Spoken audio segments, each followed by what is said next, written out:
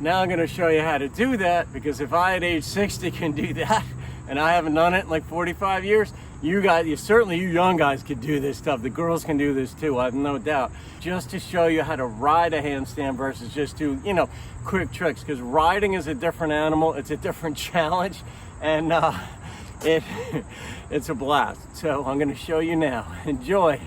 The only way you're going to be able to do this is by locking your elbows when you jump into it. Because the tendency when you do this, when you jump into it, is to sort of be like 80–90%, and then you think you're going to push up. But the problem is, when you jump into it, it collapses your elbows a little bit more, and now you're fighting instead of riding. So this is principle number one as far as technique goes, is you're going to lock your elbows when you get there. I'll show you some of the other things in this video, but that's the biggie. And the second thing is, you're probably not going to be able to do it with a regular board, because when you have double kicks front and back, it's really hard because it pronates your wrists. Having your wrist pronated in like that is really hard to ride down the road and be comfortable in it and get any length, because it does take stamina to ride even 100 feet. So if you decide to modify a board, which I did a 3-minute video separate from this one that you could see how I went about modifying mine. So that's where we go with that. Here comes the rest of the instruction, and I wish you well. It is a blast riding upside down. You want a dedicated board, just like surfers have a dedicated board for high waves and speed riding, and skiers have a board for like moguls. For handstands, you want a dedicated board. For the most part, you want a flatter board than what you would normally ride, because it's easier to control with your hands on a flat surface. And long boards won't work. Long boards, they're just too long because you're like stretched out like that. So that was a little bit about the board. Now about riding itself. If you're comfortable riding with a helmet and pads and even gloves, that's not the worst idea, especially if you already have them. Parking lots work very well, or if you live in a non-trafficy area on a nice street, you could do it there. Always check the pavement for debris. Check it for like pebbles, stones, the usual, wood chips are killer, but potholes and just anything that might throw you off, because when you're upside down, it's very different. You're not going to want a street that's too steep. So when you're first starting out, you're going to want one that's flat, like perfectly flat, just so you can get used to kicking up into a handstand if you've never done it before. When you do your dismount from the skateboard from riding a handstand, you're cartwheeling out of it. So when you're cartwheeling out of it, it's harder to get your feet under you if you're going too fast. Steering the board in a handstand is done with your wrists. Okay, it's not done by weight shifting nearly as much as when you're upright and leaning forward or backward to do your turns or doing toe taps.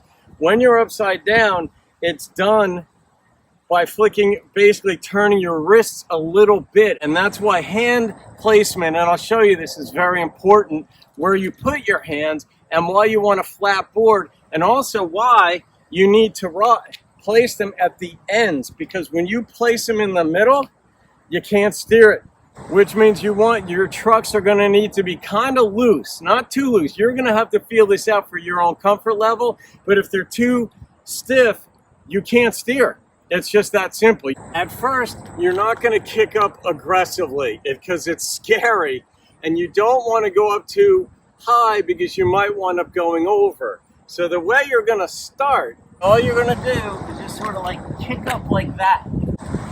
And at first, it's all you want to do is just get your feet off the ground initially, and then bit by bit, you'll kick up a little higher. So you push the board like this, and you go up. You want the board in front of you, basically, not underneath you when you're first starting, which is like a prevent defense in football. So you keep it in front of you, and you just push a little, just a little bit like that, bit by bit before you get comfortable. Because when learning to ride for distance, you want a slight decline so you can maintain your momentum but not go too fast. Initially, you want a flat surface so that you're not really moving at all, so you can get used to having your feet off the ground and your hands on the board.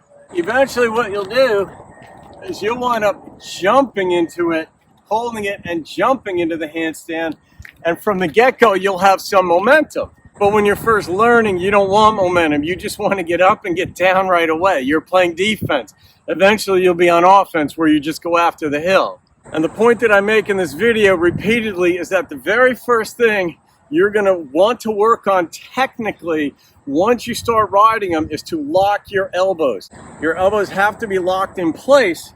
Otherwise, you're going to be fighting. It's like doing a military lift, you know, when you're lifting weights, where you're like trying to like get extended. You want to start off extended, then the ride becomes easy from the get-go. And here's a biggie, and this is sort of like a physics principle, but the axis of the board, there's like a line that goes from the front to the back. Theoretically, it's right over the trucks, the middle of the trucks. You want to have your hands positioned at the front and back end of that axis line. This way you could steer it more easily.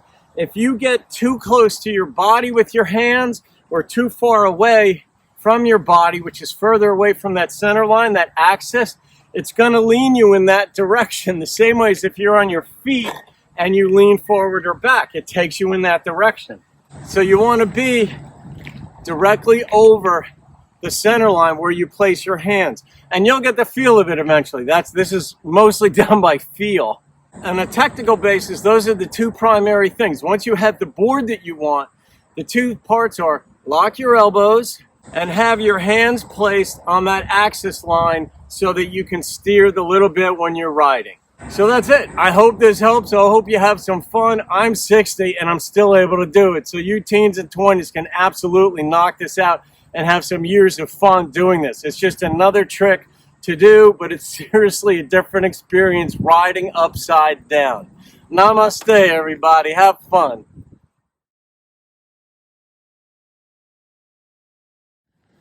We're doing it. We're giving it a first try.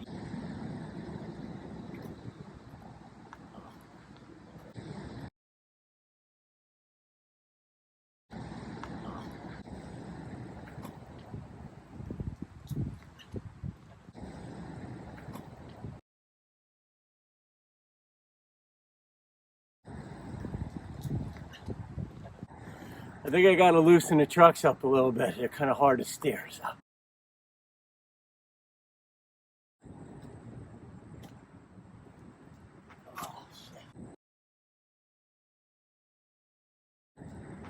I think I might be too scared to get up and lock my elbows. I don't know why. Just maybe because I'm 60 and I haven't ridden in 45 years. I'm going to try from a different angle now, up this way. Let's see.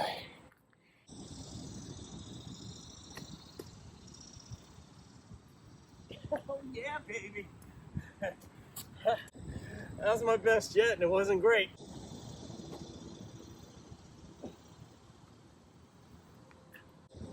All right. Building up some confidence, my God. It's strange being upside down on a board, but it feels good.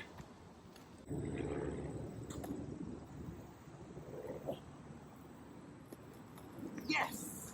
I'm gonna try from a little further away and see. I'm starting to get the hang of it again. I gotta lock my elbows right away or I'm in trouble.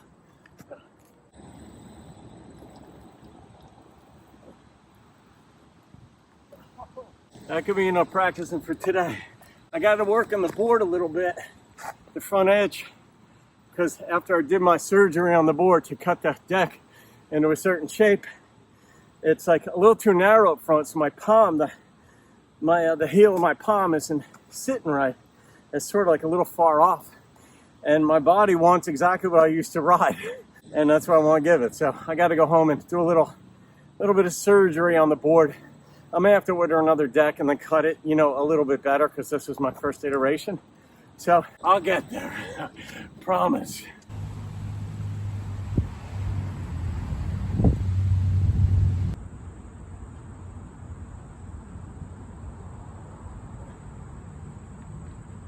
Got a couple of decent runs in there. I got to loosen the trucks up though. I can't steer this thing yet, so I still have to loosen them. I don't want the trucks too loose. I'll get them. All right, some of those runs were a little bit better comfort-wise, but I want to go on a slower hill and then just sort of work on my control being upside down. And that's what you're gonna need to do too. It seriously just takes practice, getting your trucks right, getting your board right, getting your feel right if you need gloves. But you just gotta keep practicing, finding the right hills to where you're comfortable. And after a while, I mean, it takes a little while, but after a while, you're pretty much comfortable. Any one of these hills that I'm riding on now are just easy pickings. I'm gonna move to a different spot now where the hill is not as steep.